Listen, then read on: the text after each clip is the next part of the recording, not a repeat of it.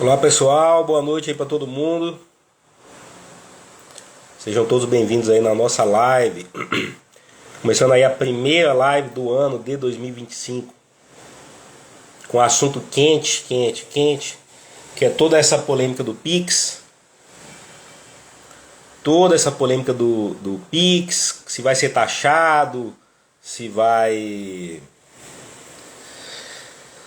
Obviamente não vai ser taxado, portaria da Receita Federal, instruções normativas,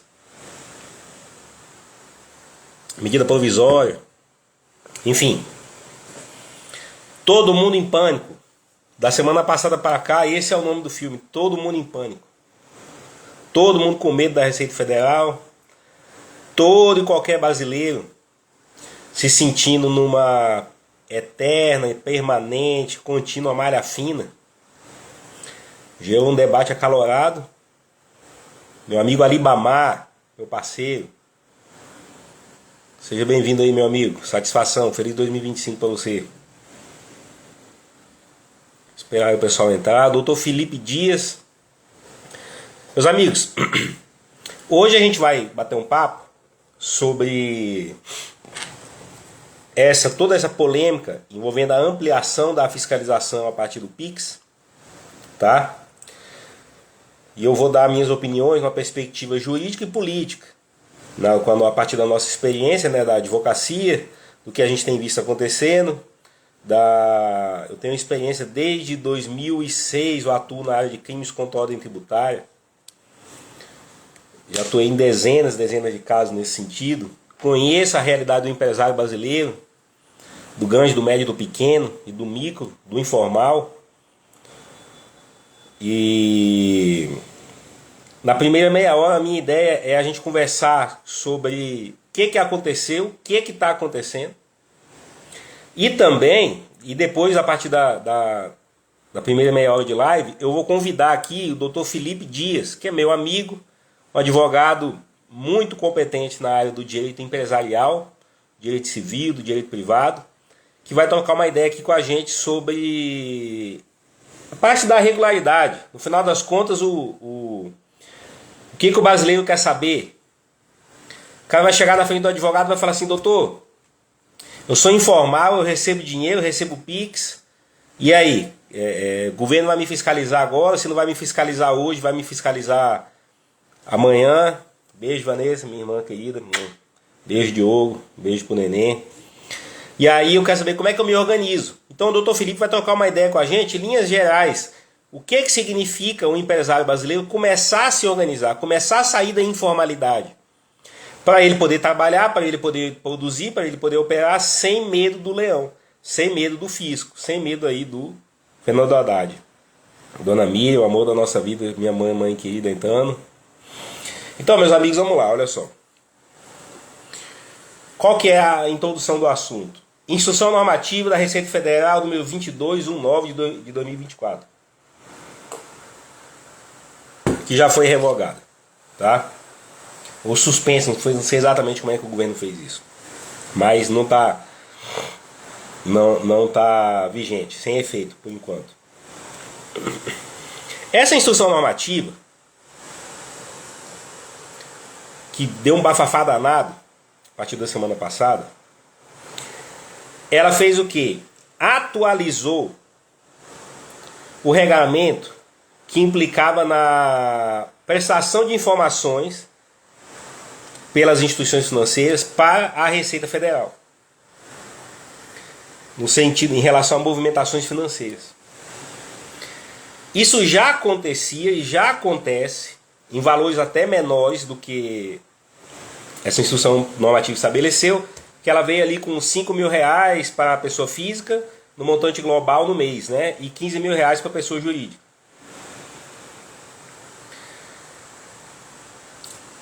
Então isso já acontecia, até em valores menores. Essa instrução normativa ela veio atualizando a normativa do tipo de informações que se presta à Receita Federal. Só que o que ela aumentou, e aí não é palavras minhas, mas palavras do próprio secretário da Receita Federal, que deu bastante entrevista sobre isso, o que essa instrução normativa tentava aumentar era a lupa da Receita Federal sobre operações financeiras. Então, algumas operações de cartão de crédito, por exemplo, cartão de crédito pré-pago, ainda não eram comunicados à Receita. Essa instrução normativa vinha incluindo agora essa comunicação. E agora tem instituições financeiras um pouco mais modernas, chamadas de fintechs, né? Tem a ver com tecnologia na área de finanças, que não são bancos tradicionais, mas que tinha uma tecnologia para permitir você fazer transações via Pix. Então, esse ecossistema de movimentação financeira, a partir dessa instrução normativa, se ampliava. E aí um medo muito grande ficou em cima da questão do cartão de crédito. E daquele brasileiro que recebe ali um pouco mais dos seus 5 mil, que movimenta um pouco mais do que seus 5 mil reais por mês. Mas a gente sabe que faturamento, o volume de dinheiro que você movimentou, não é a mesma coisa que lucro, que ganho de capital. E a gente sabe também, até as pedras sabem, que o fisco, ele tem uma voracidade fiscal. O Estado, ele quer arrecadar. E o fisco acaba sempre interpretando aquilo que ele olha a favor da ação arrecadatória do Estado e no sentido de prejudicar a vida do cidadão. Certo? Então, esse é o cenário que se apresentou. Surgiu muita discussão no sentido assim, a partir de agora, quem tem 5 mil reais, quem movimenta 5 mil reais vai ter que se regularizar sob pena de cair na malha fina e ter que pagar imposto. O governo não conseguiu responder adequadamente isso. Tá? Por exemplo, e eu fiz uma análise bastante honesta hoje, até para saber assim, aonde que o governo realmente tem razão. O que é exagero, o que é fake news e aonde que o governo realmente tem razão. E aí algumas coisas que começaram a me preocupar. Por exemplo, qual é a intenção do governo em relação ao pobre, principalmente? Em relação àquele cidadão que está na informalidade, que é desorganizado contabilmente, que está só tentando sobreviver. Porque qual que é o medo das pessoas? O brasileiro, que é pobre, tem alguns costumes.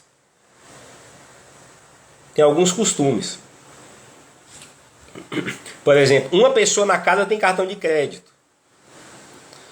E aí, as outras pessoas às vezes têm nome sujo, às vezes não opera cartão. E aí a galera compra as coisas parceladinhas ali no cartão de crédito da mãe, do irmão, do tio, de alguém que tem um pouquinho mais de nome na praça. E aí parcela em não sei quantas vezes, e aí compra no seu cartão, e aí todo mês eu vou te pagando ali aquela parcela. Então é óbvio que você vai ter uma pessoa que tem uma renda pequena, mas que ela vai ter uma movimentação em cartão de crédito maior do que 5 mil. E aí? Esse pessoal entrou em pânico. O comércio informal, aquele comerciante que movimenta dinheiro no dia a dia, o dinheirinho picado, já começou a ficar com medo de receber Pix. O pessoal começou a parar de operar o Pix. Diminuiu muito o montante de transação via Pix. E aí, reverberou. Aí veio aquele vídeo do Nicolas, um vídeo que eu achei muito bom, explicando exatamente que o governo quer sim arrecadar. O governo quer sim arrecadar. Tá, então, feitas essas considerações iniciais, cheguei aqui até o vídeo do Nicolas, a gente entendeu o tamanho do problema. E aí? O que a gente faz em relação a isso? E quando eu falo assim, o que a gente faz em relação a isso? É porque o perigo começou a chegar na situação do brasileiro médio, do brasileiro comum. Certo? Antes de qualquer coisa, Eu vou dar minhas opiniões. Se você for fazer uma análise do discurso do Fernando Haddad desde de quando o Lula foi eleito,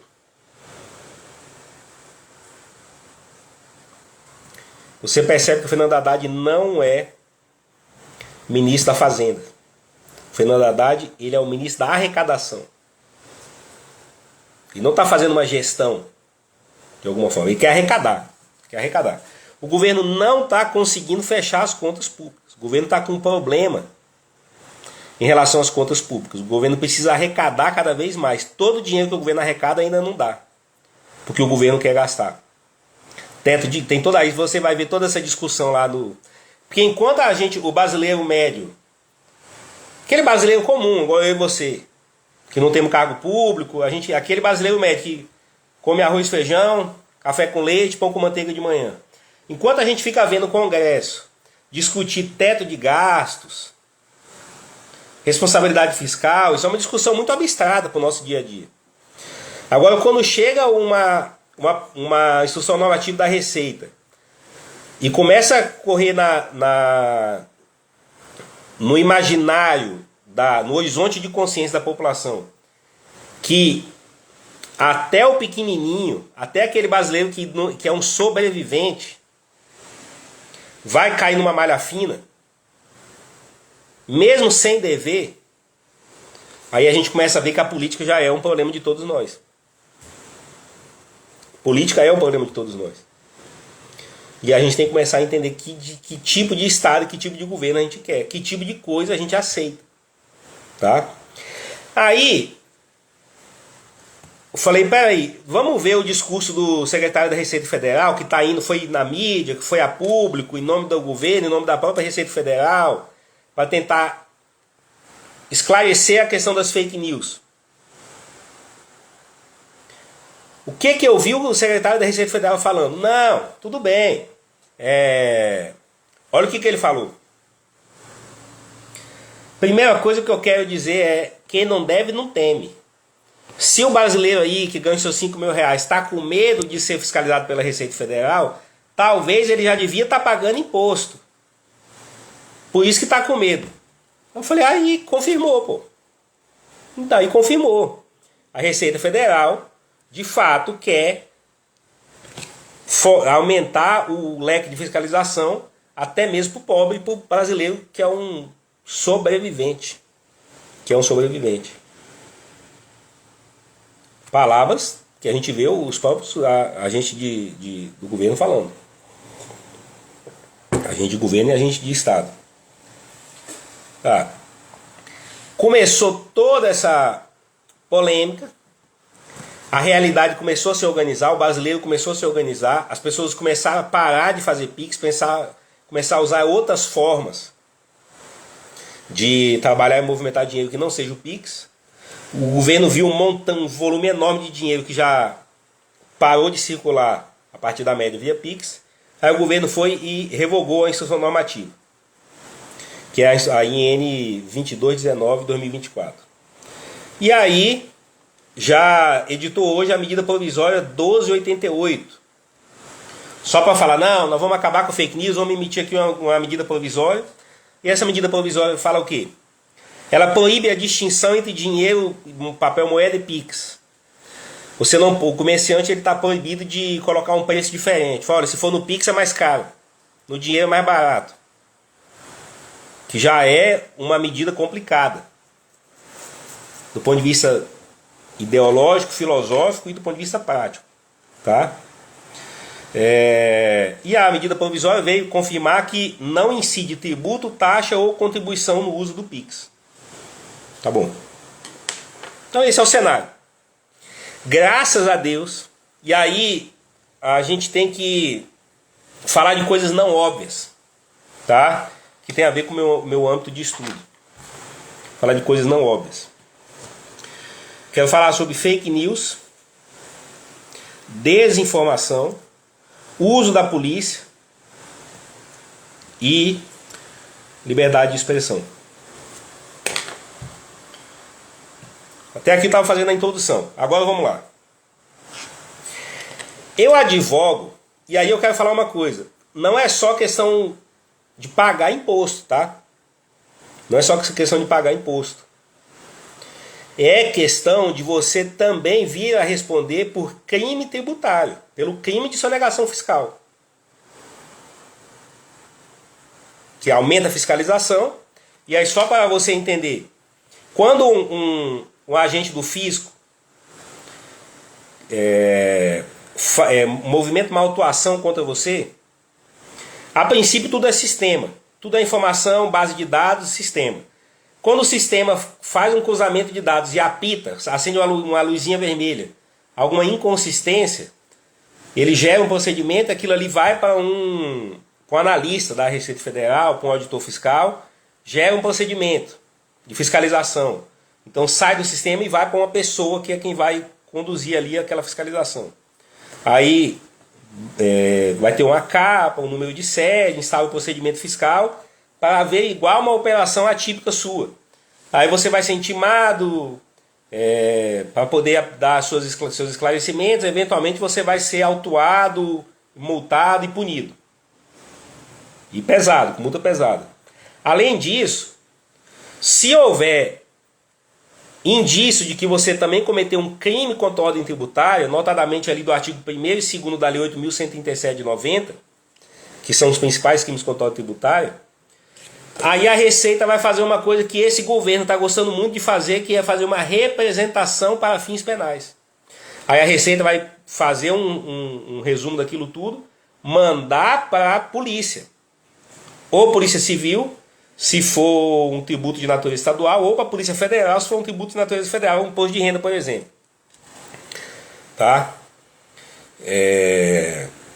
Então tudo isso aumenta a fiscalização e aumenta também o risco de você responder por isso tudo. É por isso que o brasileiro legitimamente começou a ficar preocupado. Tá? E aí eu tenho uma expertise em crimes contra a ordem tributária. Eu lembro que só em Goiás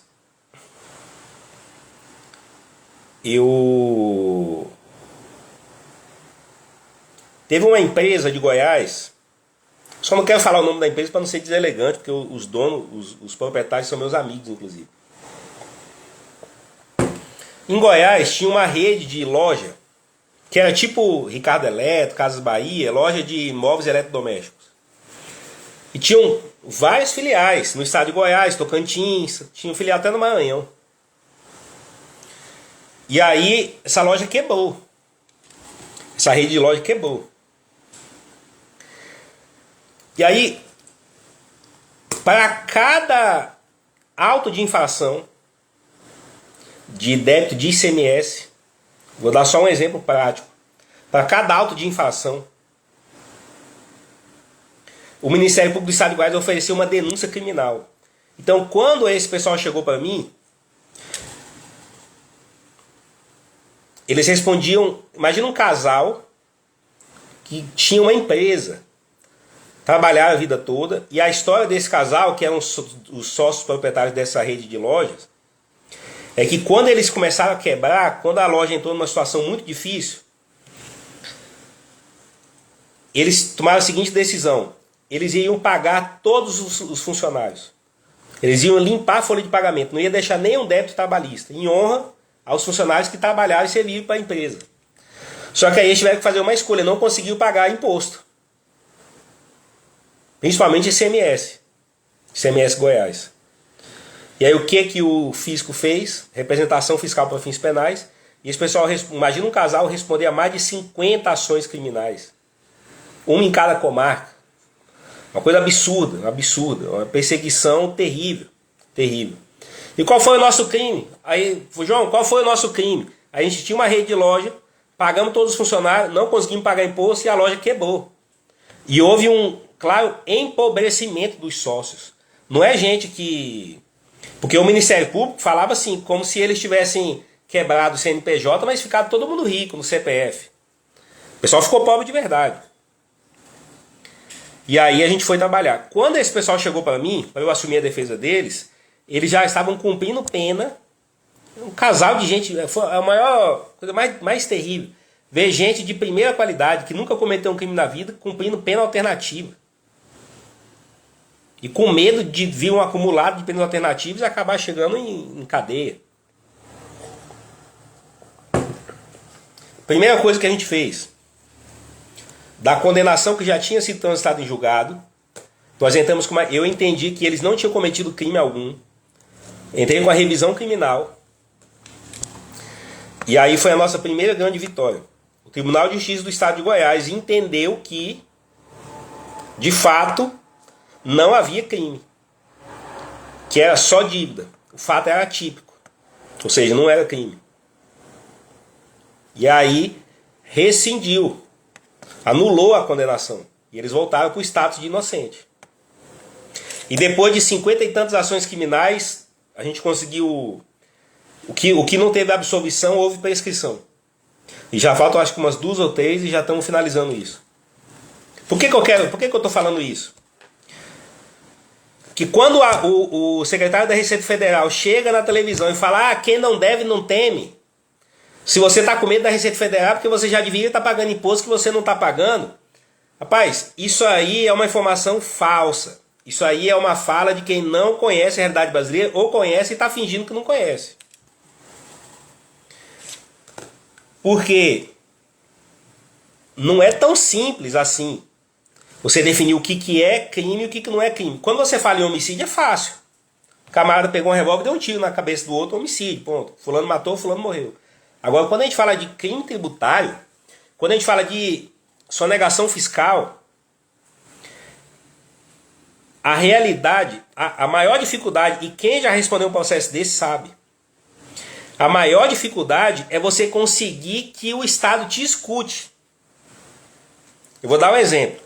Outra coisa que o representante da Receita Federal falou: não, se você tem cartão de crédito e a tua família usa o teu cartão de crédito e aí o montante acabou sendo um pouco a mais, se você paga a despesa de pai e mãe e concentra tudo numa conta só e tal, não sei o quê.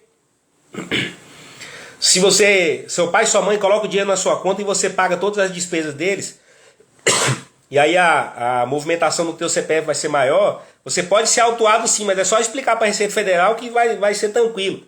Rapaz, tranquilo uma pinóia, tranquilo uma ova. A maior dificuldade do mundo, quando você responde um processo desse, é você conseguir que o Estado te escute. É você conseguir convencer, você convencer um fiscal da Receita Federal ou estadual que aquela é a sua realidade, que você não tem que ser punido, nem ser multado, nem incidir tributo sobre aquilo. Rapaz, é a maior dificuldade do mundo. Vai tentar convencer um juiz no processo criminal, mas é outra luta, é outra luta. Vai ter um promotor de justiça que ganha 30, 40 mil por mês, bem preparado, bem assessorado, botando para cima de você. Eles oferecem a denúncia criminal. Eu vou contar um outro caso que eu tenho em Goiás, e quem tiver dúvida, não é segredo de o processo não corre segredo de justiça, eu só não posso mandar ele para você porque envolve um sigilo fiscal. Mas eu tenho um caso em Goiás, desse grupo que eu advogo, o processo está aberto ainda. O que aconteceu? Eles foram denunciados criminalmente por terem sonegado R$3 mil em ICMS. Quando eu fui fazer a defesa, eu fui ler o procedimento administrativo fiscal, e aí eu vi que a própria denúncia estava errada. A operação comercial tinha um valor total de R$3 mil. O que foi sonegado em tese, o que não foi pago de ICMS, foi R$800, meu patrão. E isso foi objeto de uma denúncia criminal. O Ministério Público pega uma porcaria dessa e pede a sua condenação criminalmente. Então a gente precisa, por tudo, legitimamente, nesse cenário, nesse estado de coisas, tentar sair do radar da Receita Federal. Porque esse pessoal não é honesto igual eles estão falando que são. Não desonestidade no sentido de corrupção, mas no sentido de uma interpretação muito punitivista e muito repressora em cima do cidadão. Eu tenho dezenas e dezenas de exemplos que eu atuo nessa área desde 2006. Então, quando um secretário da Receita Federal chega e fala: não, a população pode ficar tranquila, você vai ser intimado pela Receita Federal, vai dar seus esclarecimentos lá e vai ficar tudo certo. Vai nada. Isso aí não é verossímil. Existe uma grande chance de você ser multado sem dever, de você ficar numa situação negativado, protestado, executado, perder patrimônio e ainda responder um procedimento criminal sem dever. Isso é fato. Isso é fato. Então é legítimo por parte da população esse medo do Estado. Esse medo do Estado. E aí essa é a grande palavra que a gente tem que colocar. Qual foi o sentimento quando vem a polícia, quando vem o fisco, quando vem o Estado falando que vai fiscalizar a gente? Qual é a emoção, qual é o sentimento da população no geral? Medo. Tá? Então, tá na hora da população ter coragem de falar a palavra, falar o que tem que ser falado. A população brasileira hoje tem medo do governo Lula. Tem medo. O governo Lula é o governo do amor só até ganhar a eleição. Depois quer botar o coturno, quer botar a caneta pesada para cima da gente. Vou falar de outra coisa, quando a gente está falando de medo. Chega advogado da União, ministro da Fazenda, ministro não sei do que, falando assim, porque as finanças públicas estão sendo lesadas por conta de fake news e desinformação. E nós vamos, isso aí é outro tema de hoje, e nós vamos mobilizar a polícia para investigar criminalmente quem está fazendo isso. Isso é absurdo. Então, eu vou falar aqui na posição de professor de processo penal e de direito penal. O termo fake news e o termo desinformação são dois termos ridículos do ponto de vista criminal. É ridículo você querer falar em direito penal e processo penal, falar que eu vou processar você por fake news, você vai ser preso por fake news. Hoje eu vi o Leonardo Sakamoto falando, esse pessoal tem que ser preso, o Nicolas Ferreira tem que ser preso, alguma coisa assim por causa de fake news. Pelo amor de Deus. Pelo amor de Deus. Definir o que é o que não é crime é a coisa mais séria do mundo. Primeira coisa, se você se sentiu lesado por alguma coisa, não é você que decide se você foi vítima de crime ou não. Vou fazer um resumo rápido aqui, porque isso aqui não é uma aula de direito penal. Se você se sentiu lesado, você tem que se perguntar primeiro, eu fui vítima de crime? Fui vítima de um ilícito civil, que poderia gerar uma indenização? Ou foi só um mero aborrecimento? Porque não é o governo que decide se eu cometi crime ou não. Quem define o que é crime ou não é o Congresso, é o legislador. E aí vai incluir o tipo penal lá no Código Penal ou numa lei especial. O que é o tipo penal? É a previsão legal. Fazer tal coisa é crime e a pena é tanto. Então já resumo da história. Quem define o que é crime não é o Fernando Haddad, não é o AGU, não é o Lula, não é porra nenhuma. É o Congresso. Tá? É o Congresso. Segunda coisa. Tem uma norma falando, fazer tal coisa é crime, pena de tantos em tantos anos. Beleza. Existe toda uma ciência pra gente, e isso é tudo muito rígido. Existe toda uma ciência para a gente analisar se aquela conduta se enquadra em um tipo penal ou não. Você vai ter que analisar se o sujeito realizou conduta. Realizou uma conduta prevista na lei? Conduta típica, sim. Resultado, aquela conduta deu causa a um resultado? Eu posso ter te emprestado um revólver e você ter matado alguém. Eu realizei conduta? Realizei, te emprestei um revólver. Você matou alguém? Matou. Resultado. A minha conduta deu causa para esse resultado? Depende. Você matou com o meu revólver ou com outro revólver? Porque se eu te emprestei um revólver e você matou com uma faca, a minha conduta não deu causa a esse resultado. Então, conduta, resultado, nexo causal, que é isso que a gente está falando aqui. A adequação típica, né? Tem que ver se a conduta se enquadra na narrativa ali do verbo que está lá no núcleo do tipo penal. E tem que ver se teve elemento subjetivo, se você teve dolo ou culpa. Então, um deputado, quando ele vai falar a opinião dele sobre uma instrução normativa da Receita Federal, qual que é o dolo, qual que é a intenção dele? É destruir as finanças do país? É óbvio que não, pelo amor de Deus. Ele está dando a opinião dele.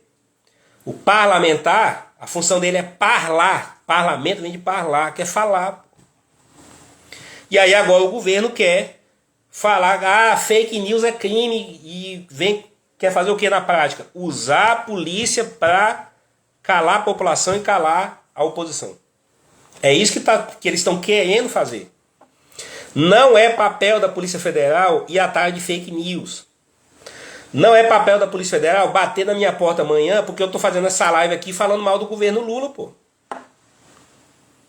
Porque não existe crime de opinião no Brasil. Crime é homicídio, infanticídio, aborto, furto, roubo, extorsão, estelionato, extorsão mediante sequestro,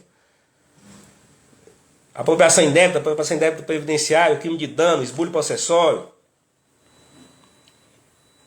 peculato, corrupção ativa, corrupção passiva, concussão, estupro. Polícia tem que investigar isso.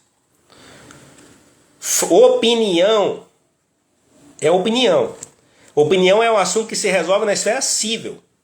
Se alguém se sentiu ofendido com o que eu falei, ele pode, por exemplo, entrar com uma ação civil contra mim e pedir aí um dano moral. Mas isso não é papel criminal. Existe um princípio na doutrina penal chamado princípio da subsidiariedade. O direito penal, ele não existe para ninharia, ele não existe para resolver qualquer coisa. O direito penal, ele é a última ratio. Ele tem que ser usado para questões excepcionais, para questões mais graves, as quais o direito civil, o direito administrativo não conseguiu resolver. Certo? Esse é o ponto. Então, fake news, o governo quis aumentar a mordida, aumentar a fiscalização. Nas palavras do secretário da Receita Federal, ampliar a lupa sobre as movimentações financeiras da população. A população se insurgiu, ficou com medo. Os deputados da oposição se colocaram muito corretamente. E aí vem o governo falar, não, nós vamos colocar a polícia agora para ir atrás dessas pessoas que estão criando fake news. Sabe o que significa fake news? Para que existiu esse termo fake news? Fake news é tudo aquilo que me incomoda. Certo? Isso é uma coisa que a população brasileira precisa acordar. Até pouco tempo atrás, ninguém falava essa palavra fake news. Até pouco tempo atrás, do dia para a noite, a fake news passou a ser um problema mais grave do que tudo. Certo? Fake news, combater fake news, combater fake news. Que no final das contas, cria-se aí uma coisa chamada espiral do silêncio. Nós vamos criar um desconforto, inclusive vamos mobilizar a polícia para provocar um desconforto em quem está tendo a coragem de falar aquilo que nos incomoda. A ideia de combater fake news é uma ferramenta de perpetuação do poder. E isso precisa ser estudado. Precisa ser estudado. Professor, a população tem direito. A população tem o direito. Estou empolgado aqui, comecei até a suar. A população tem o direito de não querer ser fiscalizada. O Estado não tem a obrigação de fiscalizar e você não tem a obrigação de prestar contas. Primeira coisa, vou dar uma sugestão de leitura para você. Leitura sobre o liberalismo. Tá? Leitura sobre o liberalismo. Isso é antes de tudo, isso é uma escolha política. Você pode pensar numa política que quer um Estado máximo ou uma política que quer um Estado mínimo. A lei existe exatamente para colocar um limite naquilo que se faz, na ação fiscalizatória do Estado. O brasileiro, via de regra, tem o direito de falar o seguinte: eu não quero que o Estado penetre além do razoável na minha esfera privada. E aí eu vou dar alguns exemplos para você. Por exemplo, interceptação telefônica. Interceptação telefônica. Todo brasileiro tem o direito de ter privacidade, sigilo nas suas conversas telefônicas. Existe uma lei que regula a interceptação telefônica, mas essa lei, ela fala que isso só vai acontecer em casos excepcionais, devidamente fundamentados e só para alguns tipos de crimes mais graves. Por quê? Porque a regra é que eu tenha a minha esfera de privacidade e de intimidade preservada, porque é um direito meu, é um direito natural do cidadão. Não cabe ao Estado, não cabe ao agente de fiscalização falar assim: eu vou invadir o seu telefone e eu vou ver tudo que você está falando, porque quem não deve não teme. Se você não quer que eu veja o que você está falando aí, é porque você deve estar cometendo algum crime. Não, senhor. É um direito do cidadão. poder ser quem ele é sem o olho grande do Estado, sem aquele Big Brother do Estado fiscalizando tudo que você está fazendo. Existe uma série de coisas que eu posso querer conversar e que eu não quero que um policial fique escutando, pô. Por exemplo, estou conversando com a minha mulher, estou conversando com meus filhos, estou conversando com meu pai e minha mãe, estou falando uma coisa da minha intimidade. Tem coisas da minha vida que eu tenho vergonha de falar em público, eu não quero que ninguém saiba. Então não cabe, de forma alguma, falar quem não deve não teme. O Estado não tem o direito de falar isso. O Estado, que se quiser penetrar nessa esfera de intimidade do cidadão, ele tem que comprovar a excepcionalidade daquilo. E só um juiz pode autorizar. Da mesma forma, eu dei só como exemplo, a sua vida financeira é a mesma coisa. Por exemplo, você faz a sua declaração de imposto de renda, mas aquilo envolve um sigilo fiscal. Nem a Receita Federal pode vazar aquela informação, pode compartilhar aquela informação com outros órgãos. Aquilo é restrito. E ninguém tem o direito de chegar e falar que quer ver a sua declaração de imposto de renda. Não, aquilo é um direito seu. É minha intimidade, é a minha vida fiscal, é a minha vida patrimonial, é a minha vida pessoal. O Estado ele tem que comprovar a excepcionalidade daquilo. Se ele quiser pensar em penetrar nessa minha esfera. E aí ele vai e pede judicialmente, tem que comprovar judicialmente. Então, quando a gente vê um secretário da Receita Federal falando assim, olha, se você brasileiro está com medo da Receita Federal ter acesso às suas operações, significa que quem não deve não teme. Talvez você esteja sonegando aí, ou seja, está presumindo que o brasileiro é sonegador de imposto. Isso não é papel do agente do Estado. Não é essa a doutrina, não é essa a nossa legislação, não é esse o nosso fundamento. E aí o brasileiro precisa começar a pensar se ele quer o super Estado ou se ele pensa, no final das contas, em um Estado liberal ou um Estado minimamente liberal, que respeite a individualidade ali do cidadão. Certo? Então, resumo dessa parte. E aí eu vou chamar o Dr. Felipe para a gente falar um pouco com a gente aqui sobre agora uma parte um pouco mais leve desse tema, que é falar sobre como se organizar, né? Já que o cenário é esse. Nas falas da própria Receita Federal, a lupa ia aumentar. Então, a lupa, a capacidade da Receita Federal de ter acesso às informações, às operações financeiras do brasileiro ia aumentar. Me parece que o governo quer arrecadar. É óbvio que não vai haver tributação do PIX, mas a informação relacionada às movimentações financeiras podem gerar uma fiscalização tributária e a partir dali incidência de tributo. Certo? A população se insurgiu, virou um bafafá danado. O deputado Nicolas fez um vídeo que eu achei excelente. Viralizou assim, colocou o governo no lugarzinho dele, o governo teve que recuar, revogou a portaria. Do ponto de vista criminal, são essas as considerações que eu queria ter colocado para vocês. Fake news, desinformação, uso da polícia para esse tipo de coisa, o direito que o cidadão tem de não ser fiscalizado, de poder operar livremente, a dificuldade que a gente sabe que a gente vai ter se a gente for objeto de fiscalização, se a gente for alvo de fiscalização, muito grande. Então, feitas essas considerações, isso aqui é o que eu queria falar do ponto de vista criminal. Agora eu vou ver se eu consigo convidar aqui o Dr. Felipe